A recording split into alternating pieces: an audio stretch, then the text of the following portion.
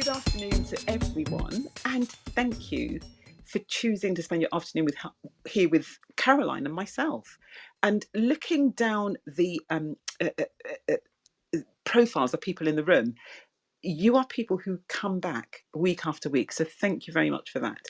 And for those who don't know, I'm Patricia Ogan-Faber, and I do a podcast show to help people maximise property values. It's called Maximising Property Values, and it's on the main podcast platforms. So, Spotify, Apple, Google, Audible. That usually is a monologue, which I do just once a month on the first of the month. But since November, I added a guest series, and my guest today is Caroline Pattinson. We are hopefully going to get to know Caroline a lot more today. She is amazing. I met her on Clubhouse, but she is one lady whom I completely respect, and I don't say that lightly. So, who is Caroline? Caroline has 25 years of experience in property, specialising in HMOs. She is an expert and she's passionate about co-living. She does back to brick refurbs. So you need to tell us, Caroline, a bit later on whether or not you're still doing that. But let's just hold that thought. Okay. And she does serviced accommodation in both the UK and in Spain. She also does luxury and country house renovations. Now, this is why Caroline and I just click so much. I love what she's doing. Anyway, Caroline, welcome to Maximising Property Values. But before we go into your property activities, we would like to get to know you a little bit better. So I've got 3 questions for you today, and I'll actually do them one by one. So I'll ask the first one, and once you're done with that, I'll ask you the second one, and once you've answered that one, I'll ask you the third. So this is your first question. What was the most satisfying job that you had before you became self-employed? And what was that job, and why was it the most satisfying one that you had before you went to work for yourself? Oh, Patricia, I didn't get advance warning of these No questions one at all, did does. I? No one does. So I'm completely on the hoof with this. Okay, so I'm going to say I worked for NatWest Bank from the age of 16. When I rebelled against my parents wanting me to go to university, as they'd planned for me to do, because I wanted to go out with my friends.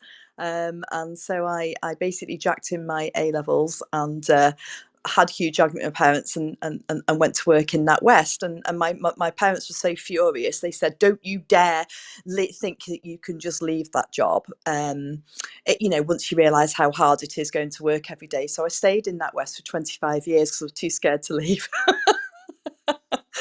But my most satisfying job was, I would have to say, out of that time, was that when I was back in about 1993, 94, I was working in NatWest, and I decided that I needed to earn some more money and have a proper career out of it. And so I qualified as a mortgage advisor and as a financial advisor and did all my financial qualifications in the bank. And I know, Patricia, obviously you're in a law background, so we both have a corporate background, which have served us in our property journeys. And I always say that qualifying as a financial advisor, and in particularly a mortgage advisor, was the university education that I didn't have, because it opened my eyes instantly to wealth and what was actually out there. I was paid, getting paid about £14,000 a year, working 70 hours a week, making other people wealthy. And one day, it was at the time when the mortgage regulations had just changed to allow ordinary people to get into buy-to-let. And so a lot of the bank's more affluent customers who were typically had businesses, and they wanted to get into property for the retirement, or they wanted to buy a piece of land, or they wanted to go and buy a barn, or a rental property. And that was a big thing at that time. Joe Public, ordinary people couldn't do it, but people were starting to do it. And I was particularly trained in this because I was interested in it and I specialised in it. And so every day I was helping people get into property, and they'd say, oh, we don't know how we can do it. We haven't got the deposit. And I would say, well, if you look at pulling a bit of money out of your house or doing this, you can get into it. And then 6, 12 months later, they'd come back saying, oh, Caroline, absolutely fantastic. That property's flying, or that piece of land's, doing well. And can you finance me on the next one? And I would go out on site to have a look at some of these places, because it was in the days when it wasn't just computer says no or yes. And I actually had some lending authority. So I would actually go out with customers to look at properties and stuff and go, yeah, we think that's a goer. And then one day I just suddenly thought, why am I doing this, sat here in an office, helping other people make all this money? And maybe, just maybe, I could do it myself. So I sneaked off down to the local estate agents on my lunch hour one day, because it was very frowned upon to have your own business when you worked for the bank. It was considered a conflict of interest. So it was very much frowned upon. So I started to build my property empire at the age of about 24, when by buying houses on the sly in my lunch hour as a mortgage advisor, using my knowledge. And I've still got some of those houses today. Ooh, okay.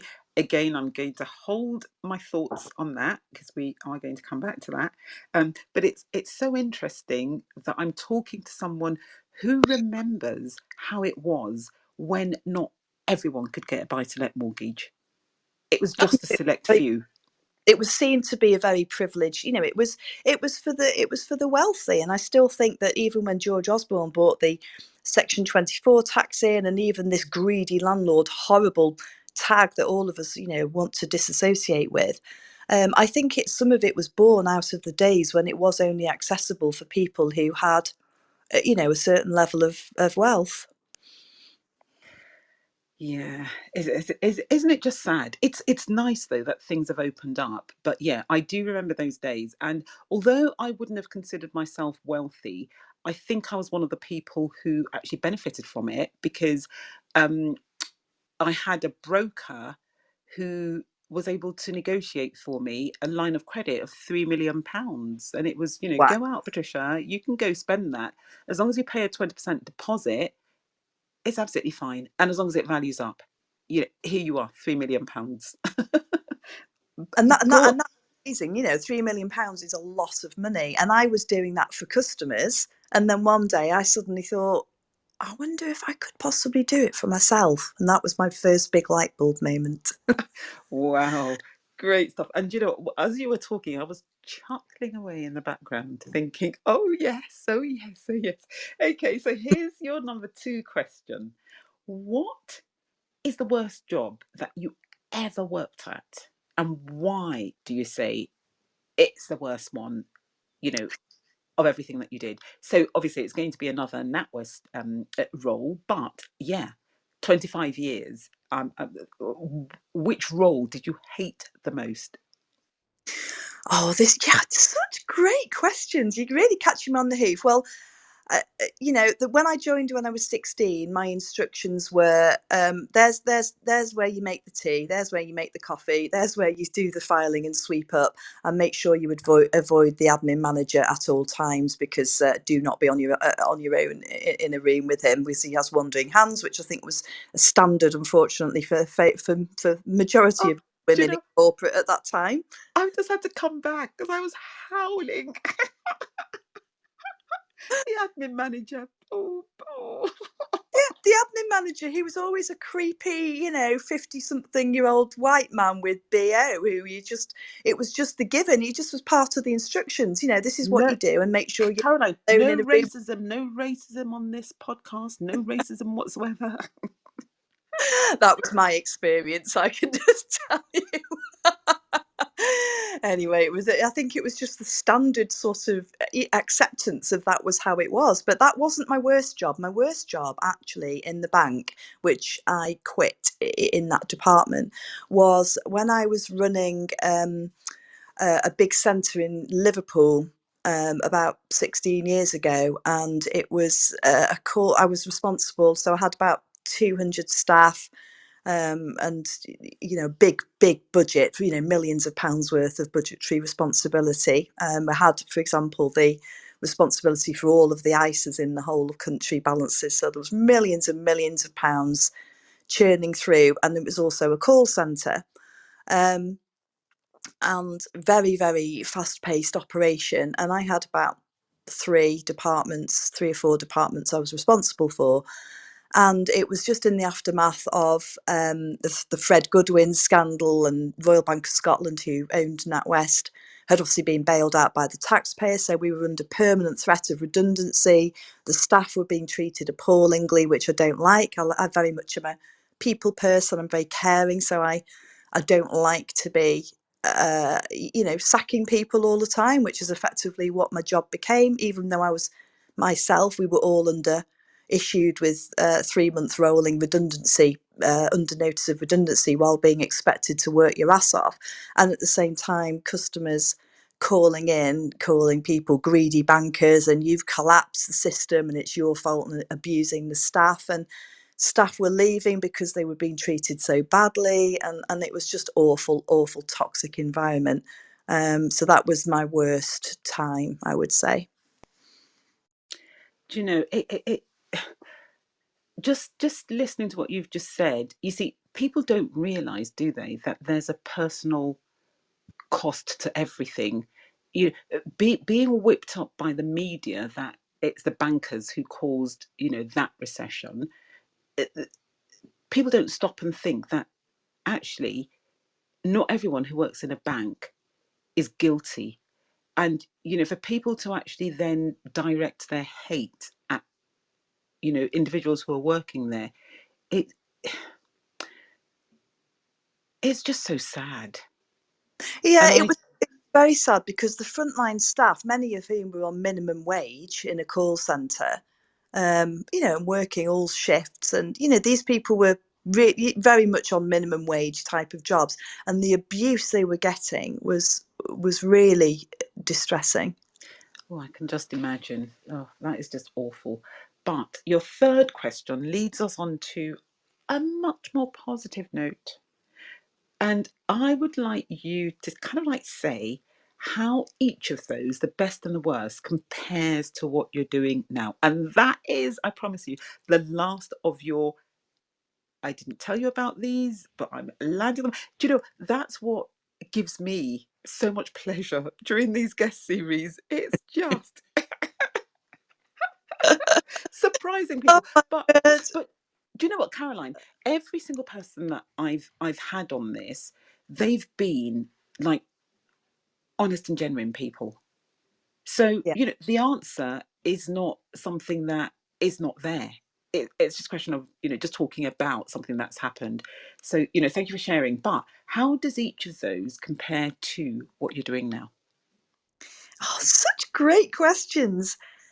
Um, well, I'm going to go with the downside first of all. So the downside is obviously loss of salary and pension and healthcare, and also some of the corporate structure as well.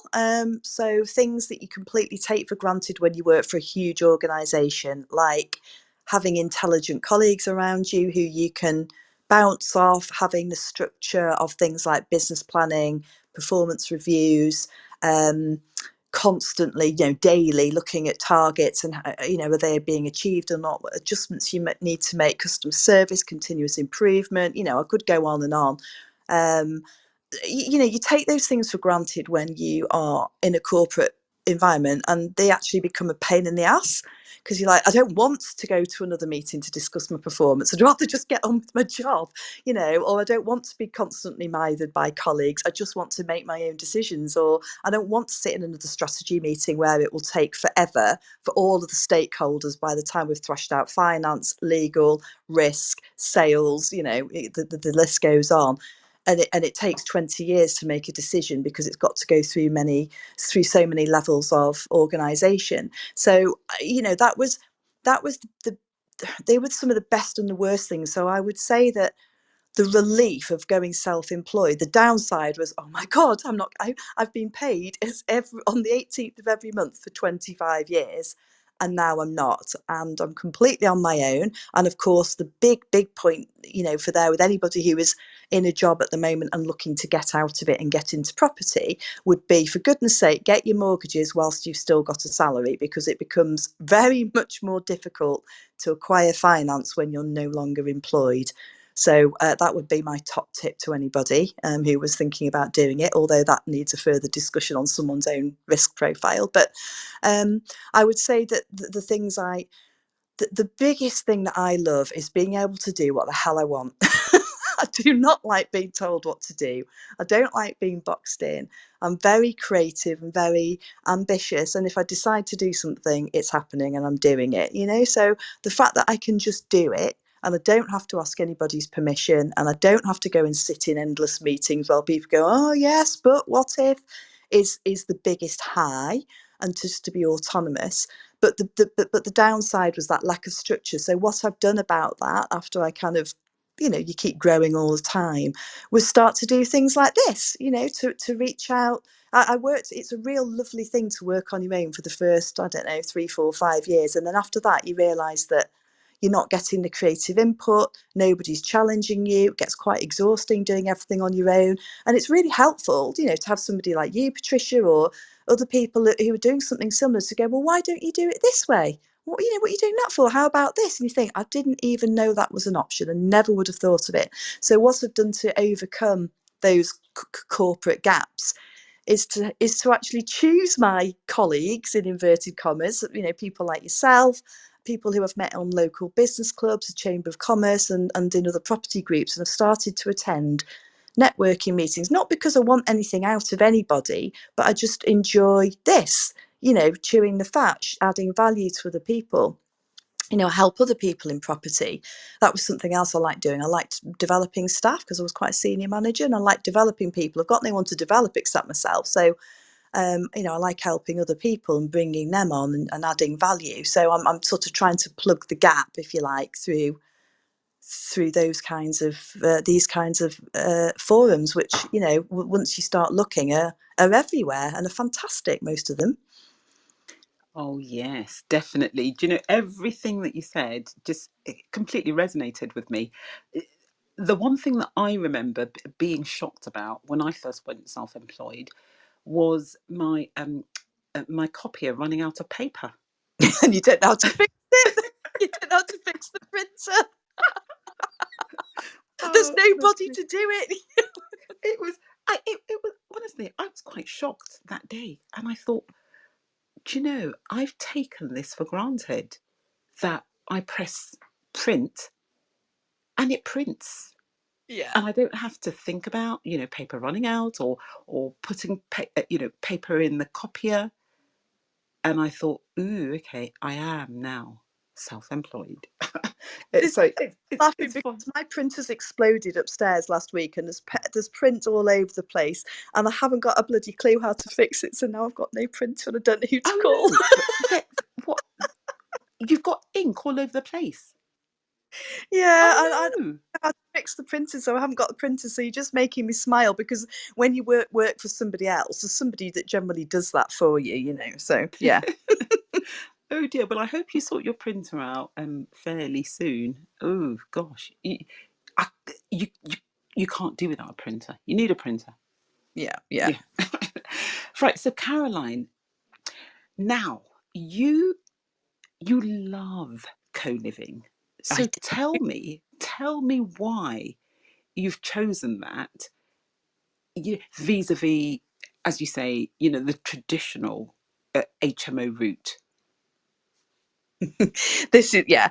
So I am passionate about it. So I'll start off by saying that the many of the houses which I now have as co-living properties for 20 years were standard HMOs, and I ran them as standard HMOs, mainly because I didn't know any different, and I was working, quite a demanding corporate job. and 3 children. And these properties were just, I didn't think of myself as a property person. I've said this to you before, Patricia, it didn't occur to me that I had any value, if you like, in that space. They literally were investments for me, and they were absolutely fine. They were middle of the road, beige carpets, magnolia walls, furnished perfectly okay, looked after and maintained, middle of the road, brought me some income in on the side, and that, and that was that. And then when I left the bank, I had the opportunity to take voluntary redundancy a few years ago and had a sum of money that I would never have otherwise have had. And I decided to go into property full time. And I just carried on buying more HMOs and doing HMOs for a couple of years. And then the tenant quality was average. And within that average, I had some idiots, and I didn't like going into the houses, and I didn't have a purpose. So I had an income because obviously I needed to replace my bank salary, and also in the meantime, I was with the same man and in the same company for 25 years, and I left both within 12 months. So I went through a very painful divorce a few years ago, and obviously went from having, again, being married to the same man and in the same company 25 years to going self-employed in property. So not only did I need to replace my salary, I needed to replace all my savings and half my pension that I'd lost, and support myself and 3 children, and that was really quite tough. And I was doing HMOs initially, carrying on and expanding, buy more, just to get back on my feet financially, having come from being in a very comfortable place that I'd built up for, over a long time, to going wham, rugs pulled out under my feet, lost everything, not lost everything, but certainly, lost a lot. And I just couldn't find any heart and soul in it. And I'm a very passionate person and quite creative, and I like to do. I've got a lot of energy to give, and it was just, I couldn't. It was bringing me in the money and it was paying the bills, but I didn't enjoy going to the houses. I managed them all myself in Chester, where I live, and where I'm from, in Cheshire. I didn't especially like the tenants, and the business side of me thinks, well, you don't have to like your tenants as long as they pay the rent and they're not trashing the place. Then that's a bonus, right? I couldn't find any love in it. I couldn't find any purpose in it, and so I started looking for another job. And then I thought, well, no, that's not the answer, because that's not paying me as much as property will. So, and I had a really bad experience where in lockdown, and prior to lockdown, actually, sorry, when I had a bad person in the house who moved a whole load of druggies in, and I had to throw 8 hairy-arsed druggies out of the house by myself because the police wouldn't come. And at this point, and the house was trashed, and at this point, I just thought, you know what? I could have got battered. He left behind 2 baseball bats and a gun under his bed, and I thought, I'm not dealing with. Oh no, I'm a not. gun. Yeah, well, it turned out it was an air pistol, but I didn't know that. It looked like a gun to me. I was just like, and I had to literally throw those people out myself. And I just thought, this is just not for me. I just, it's just not worth it. It's draining my soul doing this. Um, and obviously that wasn't all of the tenants at all. 90% of them were fine, but that 10%, because the houses that I had were average. They were absolutely fine. They were certainly not dumps, but they were just run of the mill. There was nothing differentiating them. And so personally, that wasn't doing it for me. And also financially, I was in competition with all of the rest of the middle of the market. And so I took a massive step back and thought, right, what do I want to do? Do I want to just leave the properties that I've got and then go and find, another income, another job where I can enjoy it and put my heart and soul into it, and that's just a financial income in the background? Or what do I do? And then I'd started noticing that I was getting a lot of graduates coming to me. One of my tenants was a manager of a well-known student, national student provider, where they basically do posh, purpose-built student accommodation. And he said to me, Caroline, the amount of people leaving university, and they're all kind of cosseted and handheld, particularly in these nice accommodations that he was operations manager for. And then they're going out, and the general marketplace, certainly in Chester where I live, which is a quite a nice, affluent, historic town, a bit like Oxford or Bath or one of those sorts of places. He said, there's just nothing. And he said, and yours are the best on the market. and it just really set me thinking. And equally, I was getting quite a few, really nice. I'd become a lot more picky on my tenants, and I decided to. And they're coming to me saying, telling me horror stories of, oh, I'm really nervous because I've lived in this house and the landlord was atrocious, and I've lived in that house and the housemates were awful, and doors banging at all night, and I'm lonely and I don't know anybody. And I just thought there's a massive opportunity here, and I also have a 21-year-old son who, because I had him very prematurely, he has cerebral palsy and learning difficulties, and so he's fine. He's done really well, but I'm thinking about where is he going to live? Because he needs some people around him, but thankfully he's not severe enough to need a specialist accommodation. And all of these things came into play, and I started realizing that there's this huge market for co-living. I don't really like the phrase co-living because I feel it's a bit bandwagony. I think it's kind of like the in thing at the moment. And if somebody just puts a few pieces of art on a living room in somewhere and says it's co-living, it's not. And I feel really passionately about this, and I have to watch myself because I could really get on one about it, and I might still do. Honestly, So I'm going please to give you an do, do, example. So do, last Caroline. Just last so I can give you many examples, but is my signal okay? It's coming up weak signal. Can I you can hear hear me you okay? clearly. Fine.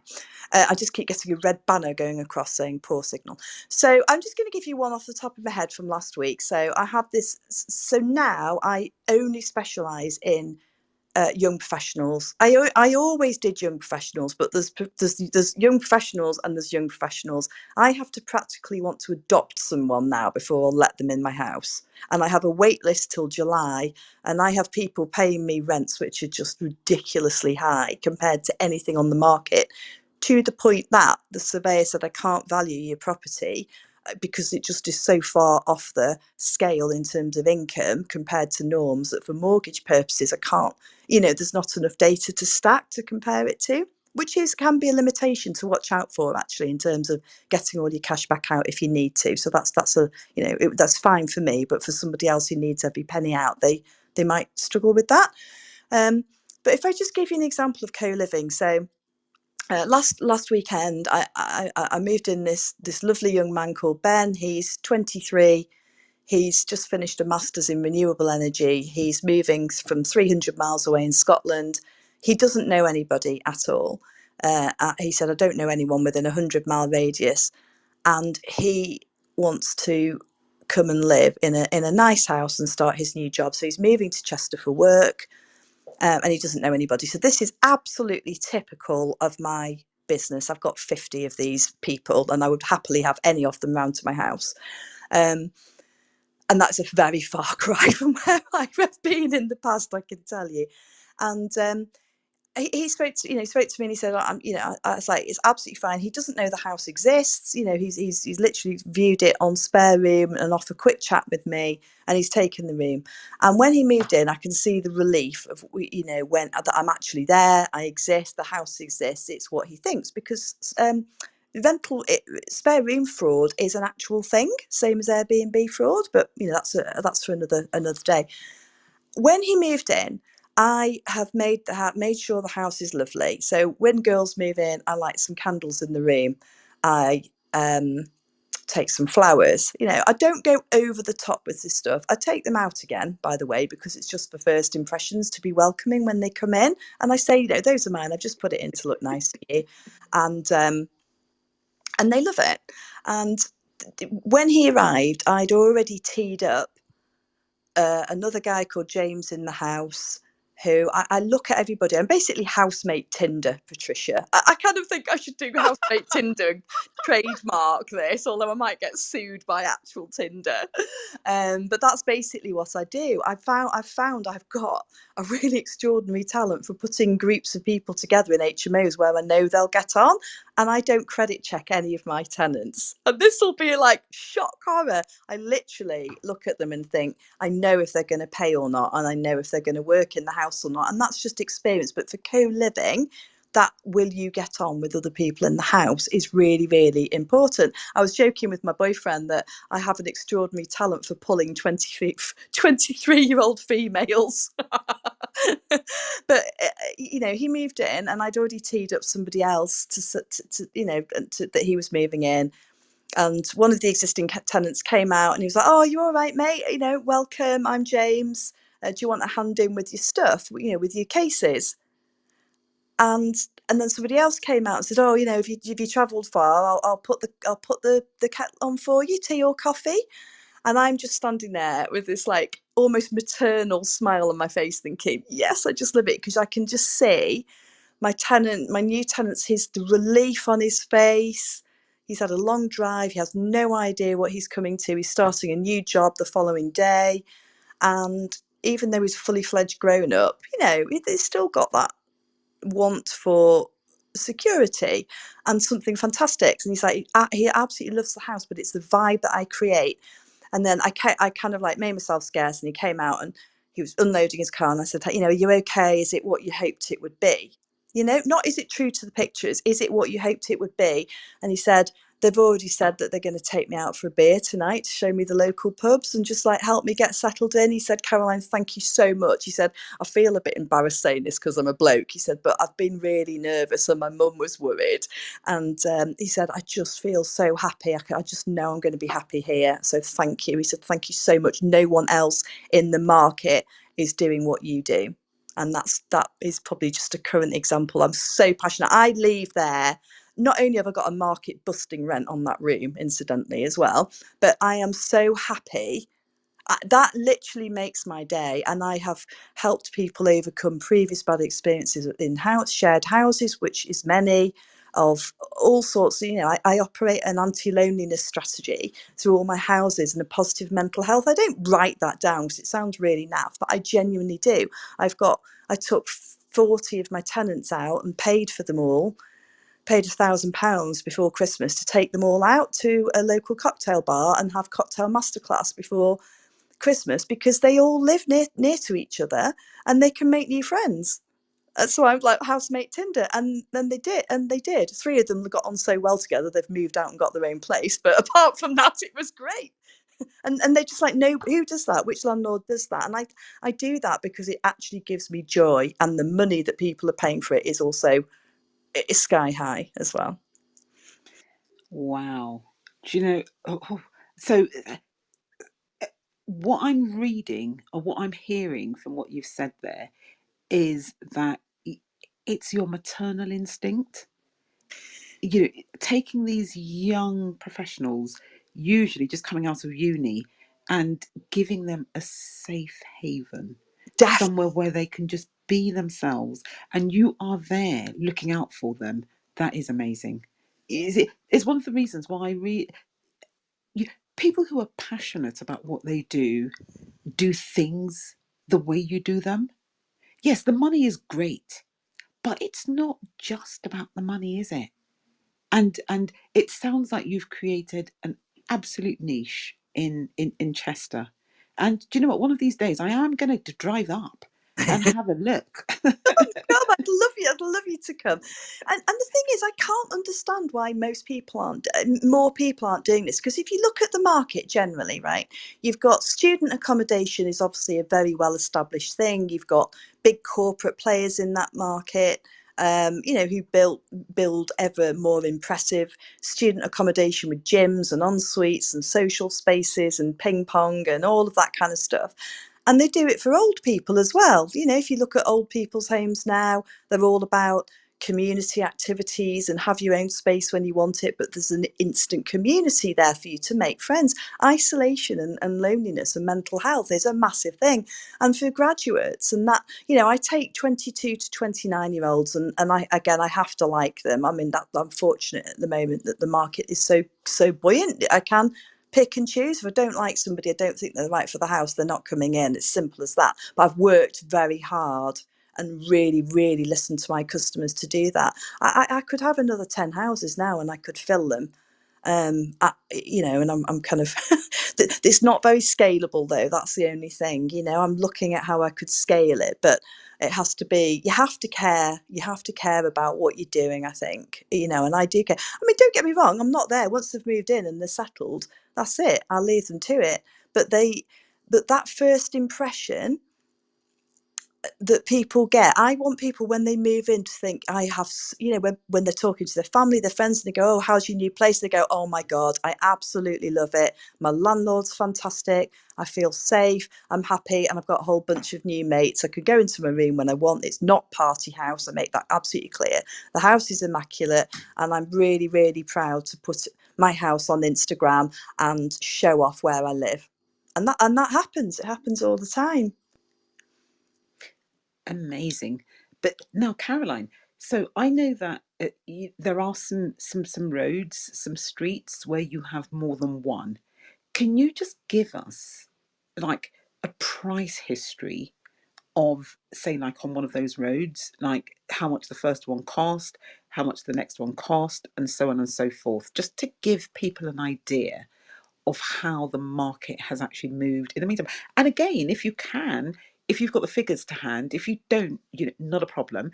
But if you can also tell us how much it costs you to actually do them up to the standard that you do you have them all en suite or not, or whatever. If you can just tell us, that will be great. Or if you've got a case study that you're happy to run through with us, that will be, again, absolutely amazing. Yeah, sure. I have all of the above. um, Great stuff. so, so I'm going to kind of just start by talking about the north, if you like, because obviously I know yours is in Croydon. Croydon, Patricia, that's right, Yep. isn't it? I think.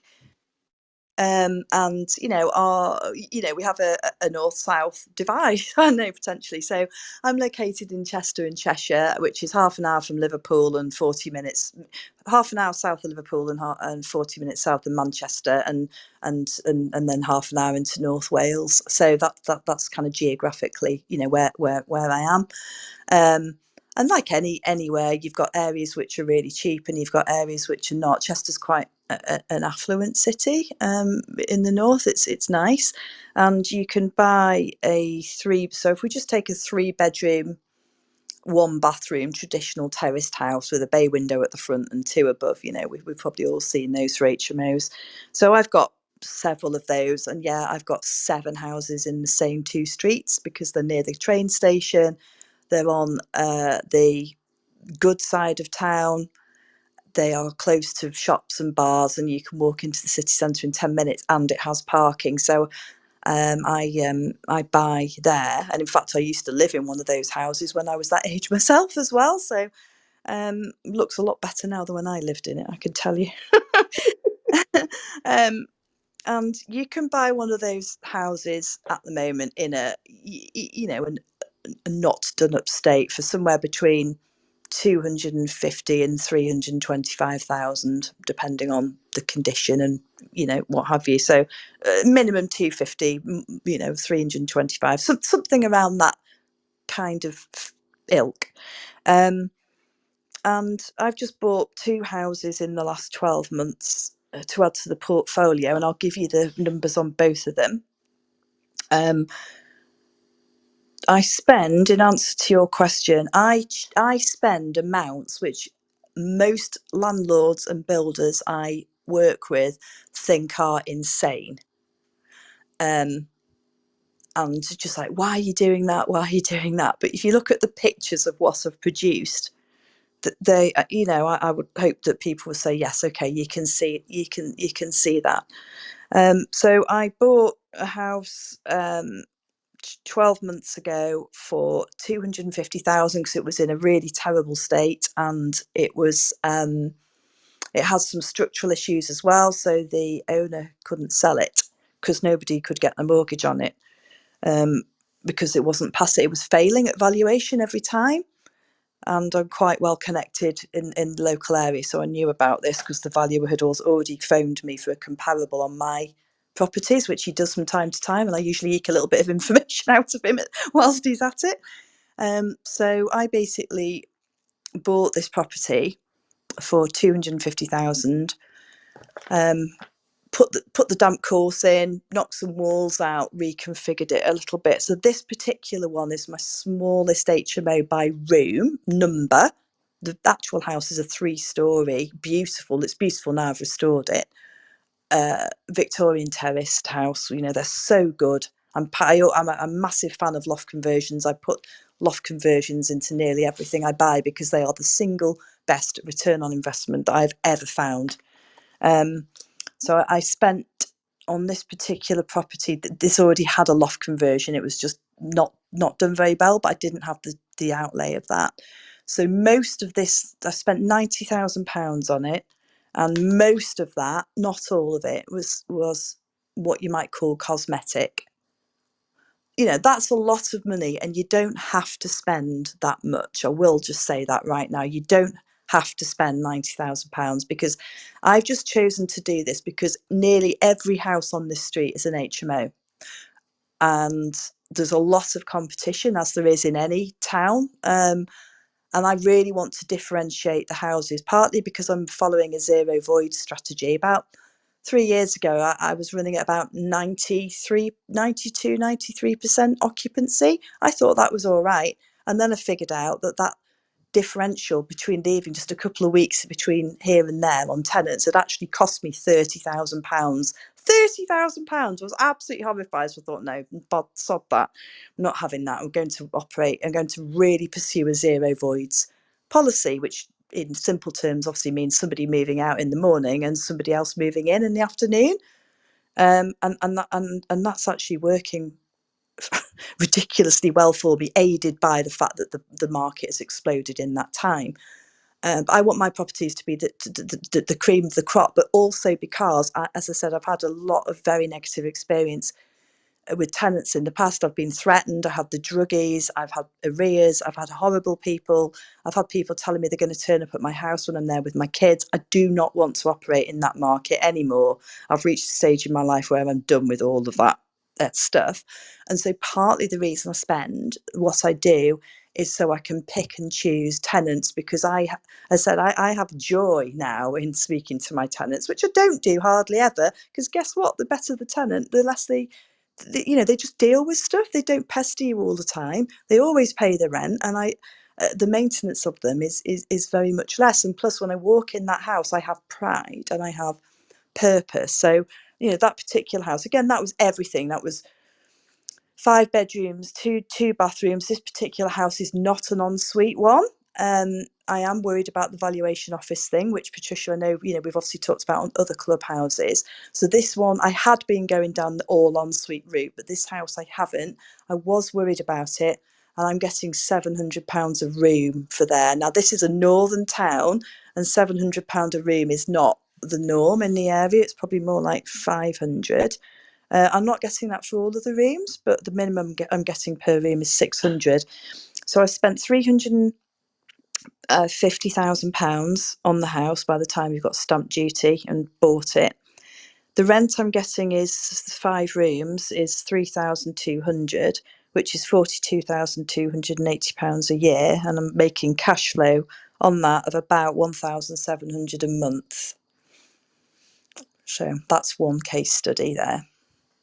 Wow. So, Caroline, these are fascinating figures, and I know, because again, because we've spoken about this before, um, we are so similar. It's a bit, well, if somebody's not looking at our pictures, we are very, very similar. But so with the rents that you are able to get, so this £700 a month room, how big is it in terms of size? Huge. Square feet, square meter, huge, right? Yeah. Is it a one-person room or two-people room? No, I only do one-person rooms, and this is to do with the co-living. I could rent that at more money. See, we got so many angles, Patricia. We could take so many angles. I could rent that room. It's huge, and normally I would put an ensuite in it. I won't go down the reason why I didn't. There was more of a reason, but I won't. You basically need to get a permit from the council to dig the road up to put drains out of the front, and it was going to take me the delays it would have taken me messing around trying to get permission from the council to dig up the road in order to put sewage, into for en suites at the front of the house was just not worth it. It wasn't worth the aggravation, the uplift, the VOA risk, and the time it would have delayed my project. But it's miles big enough you could put huge ensuite in there. So when I'm saying huge, I'm going to say off the top of my head about 22 square meters. So it has a sofa, it has a That's 6 foot, definitely huge. it has a six, yeah. So in other houses, because I've got 4 houses on that particular street, some of them I've just chopped the room in two and done it that way. Um, because that's also pretty easy to do as well. I'm very happy to take walls out, take chimneys out, and just do all sorts of things like that.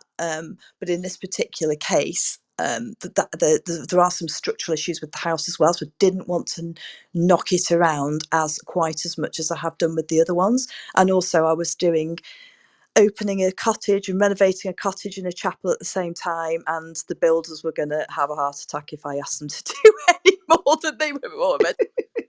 I was spinning 3 or 4 projects at the same time, and I was like, right, this just needs to be this particular one. I just need to make it gorgeous and get it turned around, let out, and move the lads on to the next job.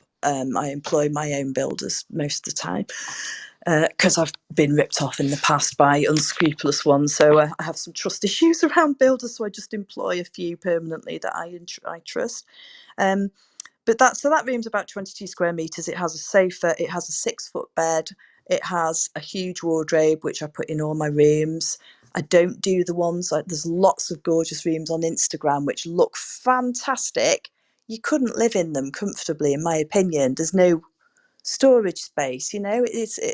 I'm a bit skeptical about a lot of the rooms which have fantastic clickbait factor, and I'm sure they sell very quickly, but I would be surprised if the tenants stay very long because the rooms look fantastic because they're very minimalist. Well, that's lovely on a photo, it's not lovely when you've got your life's belongings in there. So I put in like really big wardrobes. I put in a very big desk for working from home. I put lots of storage in. I pay attention to details like storage under the bed, and I make it looks like a hotel room. It's beautiful. And the guy that took it, he walked in, and he was 6'5" rugby player, lovely, lovely young man. And he walked in, and he went instantly walked in and went, oh, I'll take it. Most of the rooms I'm looking at, I feel like I'd be squashed into a tin can because he's such a big guy. And that was 700 for a non-ensuite room. So yeah, but equally, I've got others which are normal sized rooms, like 10, 11 square meters, and they're still 600 without an ensuite. So Do you know, those figures are just, they're so mouth watering, Caroline. Well done, you. not bad for up north, is it? Very good. Very, very good. But the other thing that I wanted to highlight again, because I know that we've spoken about this in the past, and we both said yes, you do it. Yes, I do it as well. Is the soundproofing? Yes, I've done that. Is Isn't it just so important, especially when you've got an HMO? Because the last thing that your tenants want is to be in their rooms and be able to hear the guy next door brushing his teeth, or Uh, whatever it is that the guy next door might be doing. yeah, and that would be that would be one of the better things you might hear. Yeah, absolutely. So part of the reason, again, spending £90,000 on a property is a considerable amount of money. And again, I would flag, I'm in a position where I can leave some of that money in. Um, it doesn't matter to me that I need to get every single, like to get, squeeze every penny out of a revaluation to pull my money out. And incidentally, on that note, I'm really not a fan of this whole no money down, don't leave any money in, because the flip side, I could start ranting about because it's all over the place and it worries me for new investors. The don't leave any money in is all very well, but the flip side to that, and as the bank manager that I am, I would say that also means you're leveraged up to the eyeballs, and interest rates are going to go up, and the bubble might burst, and you don't have much. You it can affect your lending if you're leveraged up to the eyeballs for stress testing and all sorts of stuff. So I'm not actually a fan, where possible, of refinancing every single penny out of a property again. But that's the cautious banker in me. But coming back to soundproofing, yeah, that's one of the reasons why I spent £90,000 on it, because I want my tenants to stay. I do not want to be turning tenants over every few months because they've got no privacy, or they've realised they can't fit all the stuff in the room. I want them to stay because I want them to say, this is my home and it has all of the home comforts that we need. And I've got quite a few. I've got about 6 tenants who moved in when they're 23 and they're still here at 30 because they just said, I've just got everything here I need. and they stay. So, and what made me particularly happy about this house is my son works in the local cocktail bar, and he saw all 5 of them out together in the cocktail bar at the weekend. Bear in mind they'd only all moved in January because that was a new house that I'd recently done, and they were all out together celebrating someone's new job, and that just makes me really happy. That's what co-living is. They've chosen to all go and hang out together at the weekend, and that just makes my heart sing. Do you know, excellent, because you literally just hit the nail on the head. Co-living is not about putting, you know, 2 pictures up in a living room and having, like, beautiful pictures that you post on Instagram. It's all about facilitating, I believe, a conducive and very happy environment for the people who are going to be living there.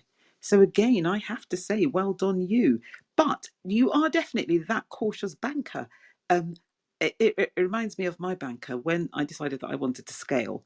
I went to, in fact, he came to see me actually. I can still picture that, the meeting that we had. And he said, "Oh, Patricia, I don't think you should. I honestly, I really don't think you should." And Should have come to whilst he was, be like, yeah, crack on, love. whilst he was saying that, my husband was also saying to me, "Oh no, I really don't think you should." And so there were 2 people, and I really respect my husband because he, financially, he's our financial person. I'm not a figures person at all. I hate anything to do with figures. But funnily, I always say that. But when I'm looking at property, I can see exactly what's in there, like, Mm. the bit at the end. And Maximising property values, in fact. um, that bit I can do. But generally, when it comes to finance, it bores me to death. So anyway, my husband does that. And so when he was saying, "Oh, I don't think you should do that," I'm thinking, ooh, because my default is, do you know what? If I'm happy with it, I'm just going to go for it. I'm going Yeah, to go for it. yeah. And I am mainly that because I tend to know my own mind.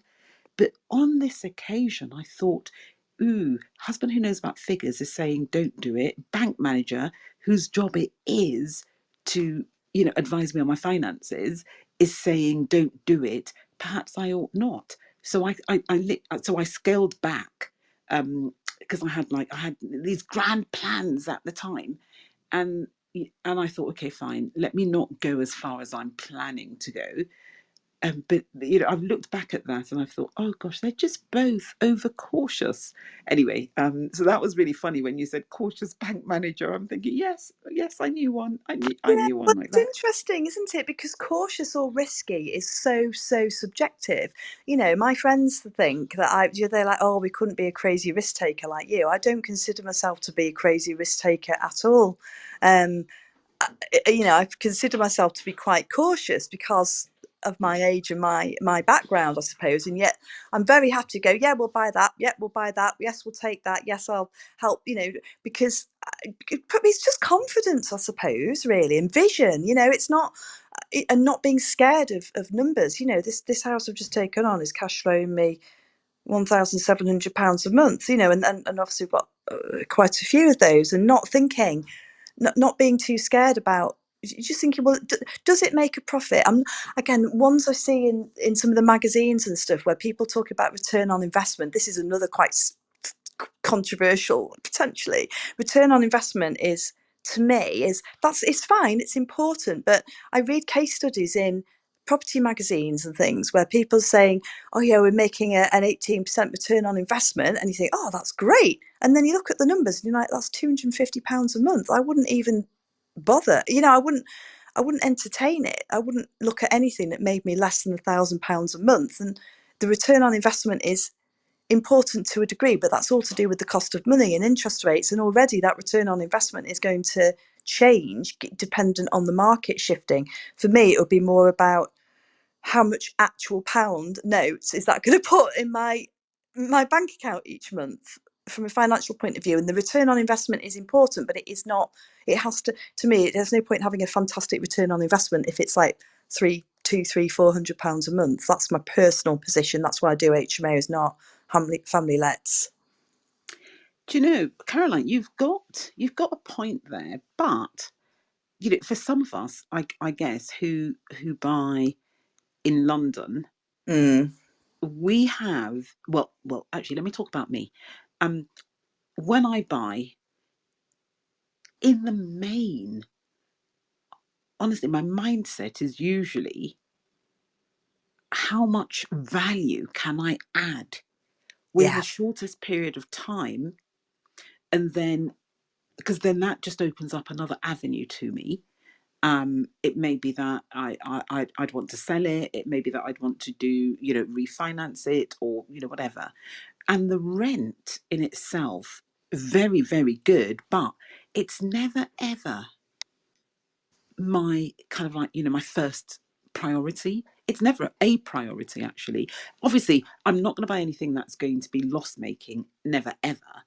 But, in terms of like my single lets, um, £400 is actually not bad a month, especially if, like, you've been able to add, maybe, a six figure or close to a six figure, uplift on maybe, a £300,000 purchase.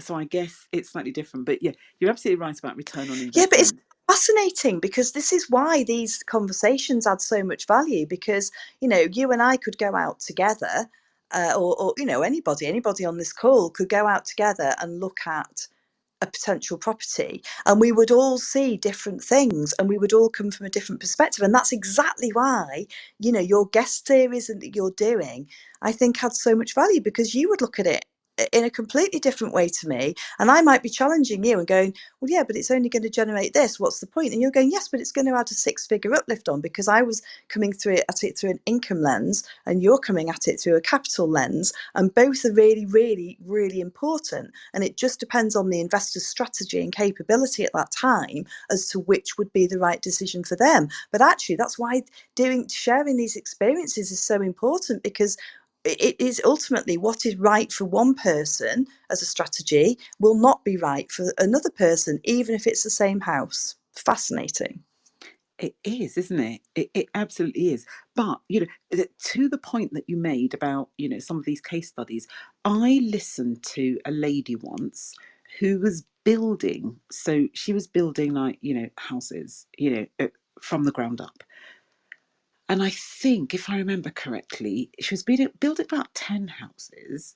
Um, and I think her total spend was like 2.5 million or something. Mm, And the profit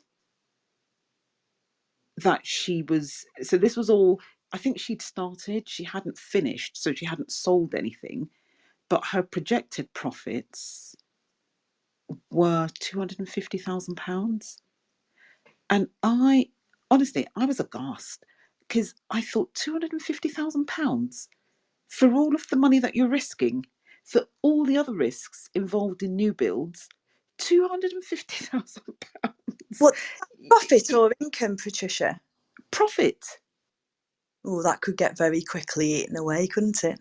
Well, the thing is, I just even thought I wouldn't even bother.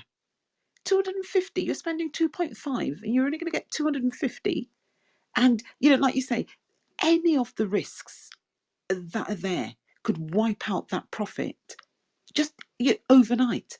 And Uh, apart from that, for me, it just wasn't worth the hassle, because, if you do a flat and you can get like 70, 80, 90,000, 100,000 within weeks.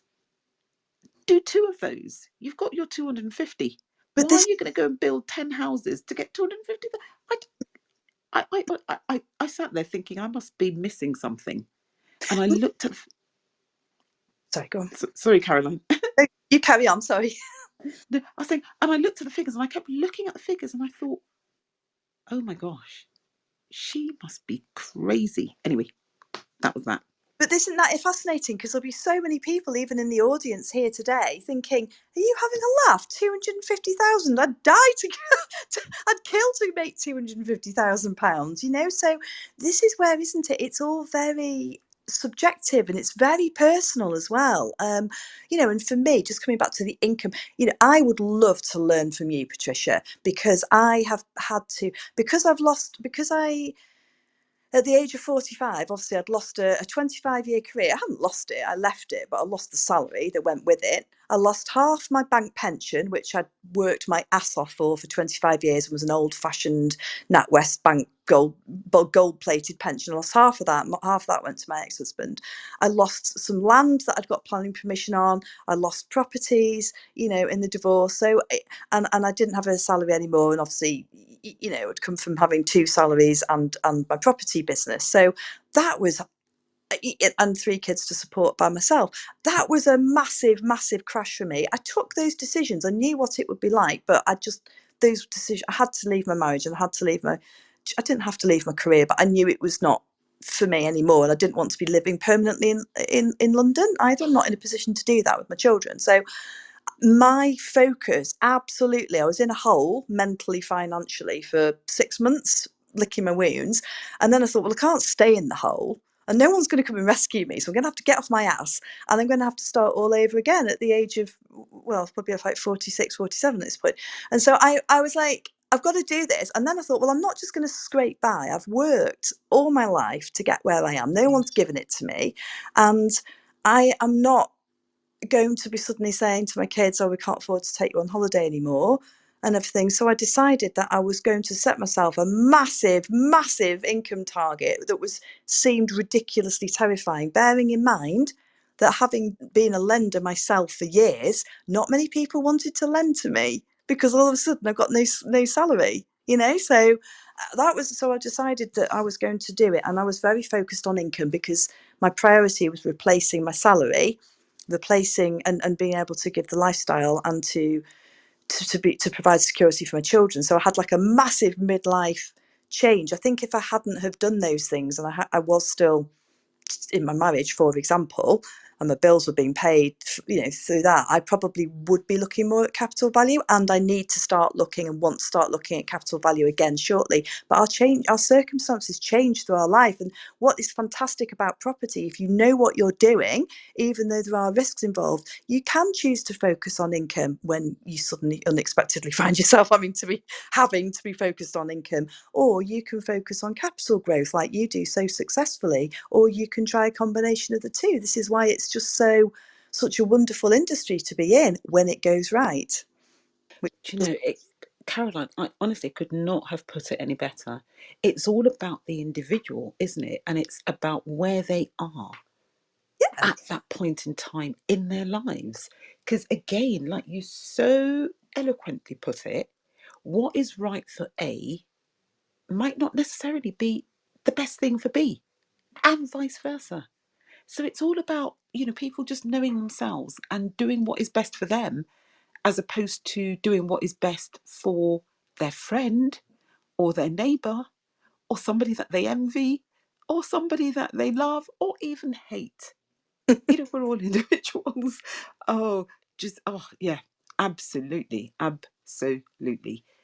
Great, great. Do you know, Caroline, people have been messaging in the chat function of the room about how they've just loved listening to what you're saying. oh, thank you, And Grace. and honestly, thank you so much. You know, HMOs, like you say, they are amazing, aren't they, for income?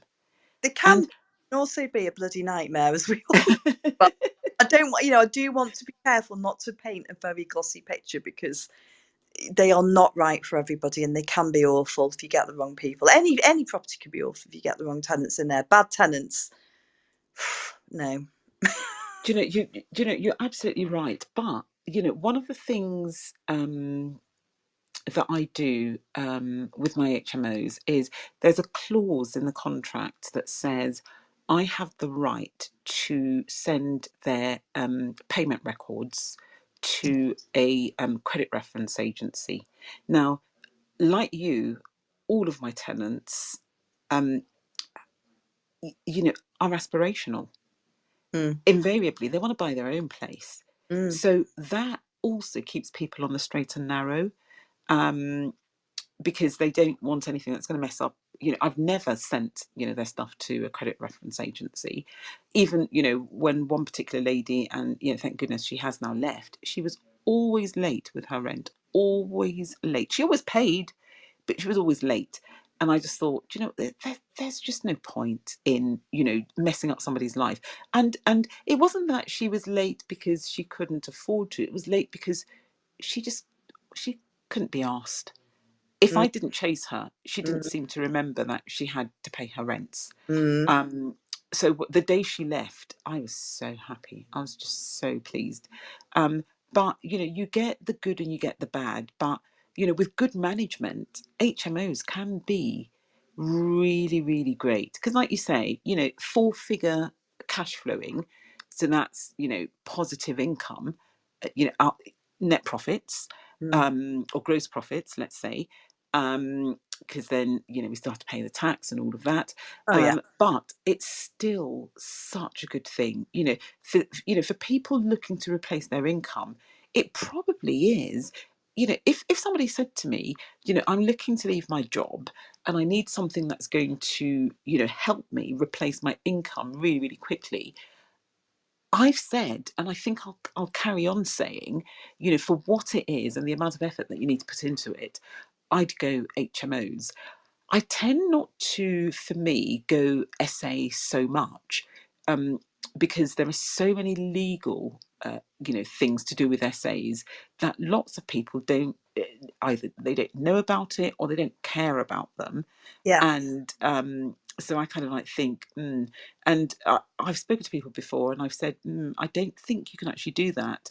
And I normally say that if I don't want to put myself in a position where I'm giving somebody advice, because we're not in that kind of relationship. And they go, oh, but so and so's doing it. Well, that makes it all okay then. And I just think, okay, we need to end this call as soon as possible, and we're not going to have another one. Um, but there's just so much there, and it's all about the risk.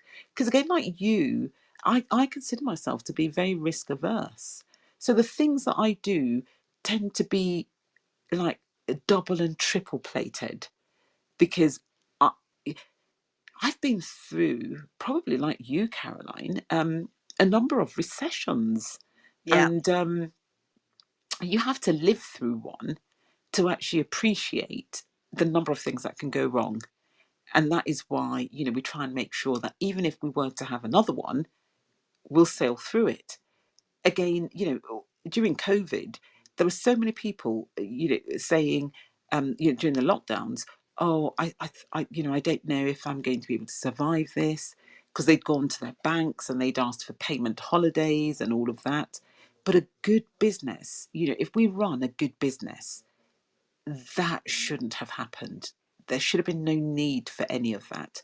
Mm. Um, And I and worry about people in this whole no money down courses everywhere falling foul of that. It's all very well when the sun's shining, but if the chips start going down, those people are quite vulnerable potentially. absolutely true. But again, you see, whilst I don't advocate that, because in any event, the banks always want you to have skin in the game. Yeah. So maybe, and I think also in any event, the times of no money down, in that you put your money in, you do the works, and you get your money back out. I think those days are gone. You can definitely get some money out, but the way that things are working at the moment, some money is going to stick in the project, especially if, like you, and like I do as well, you want to do something up to a high standard, because like I say, you want to triple plate your position. So even though you might be going for capital, you also want to make sure that you're maximizing, that property. You're getting the most income that you can out of it. You're going to be spending money to get to that stage, to carve yourself, the kind of niche that you have carved in Chester, which it just sounds great. Honestly, Caroline. Oh, but I wanted to ask you something. I remembered. So when you bought this £250,000 structurally, defective property, Yeah. how did you finance it? I financed it off another property. So again, this is where it's really I really feel for newbies getting into it right now, because it is quite difficult. And you asked me right at the beginning, what did I pay for some of my first properties, and it was only 50,000-60,000 pounds, but that was 23 years ago. Those are worth 300 now, and so I was able to finance. I was able to leverage some of the basic mortgage, some of the money out of my other properties in order to finance this one. And then when it's all done and whatever, then I will. It's actually on my to-do list to refinance that. Now it's all done, and it's I've made it structurally sound and all of that stuff. So again, that's one of the things.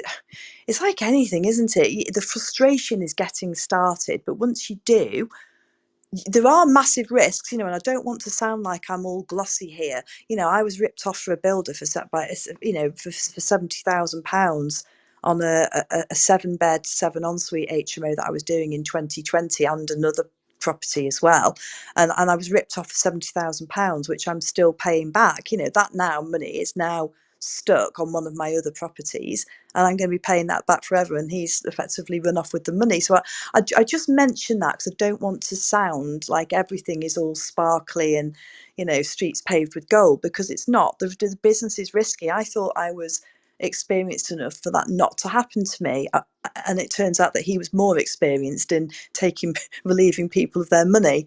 So I just throw that in there as a bit of a reality check, that it's not all golden. But I was able to leverage equity because the property values have gone up so much in the past few years. The value of my portfolio had, like everybody's, had risen quite substantially. And quite unexpectedly, because we didn't know what was going to happen with COVID. It could have gone the other way, and so I am quite opportunistic. I am a businesswoman, and I looked at that and thought, well, that money's just sat there. The rent's the same. The property values have gone up. I can take some money out of that and use it to continue to expand my portfolio. So I've done 3 properties in the last 12 months and 2 the year before that, and bought the big old chapel that we're going to be doing as well. So that was how I did it. But at some point you run out of money doing that. But that was how I financed it. Oh, thank you for sharing, Caroline. That is, I've been looking forward to this, and I am not surprised at all that we have overrun. And thank you very much for staying and answering my questions, because it's just such a pleasure talking to you. And I'd for like. people in the room, if you're not already following Caroline, please tap on her face and follow her, and tap on the bell icon so that when she's talking you get to be notified when she's talking, so that you can go and listen to her again. Caroline, how can people reach out to you, if they need your help, if they'd like to make contact with you? What is the best way to actually contact you?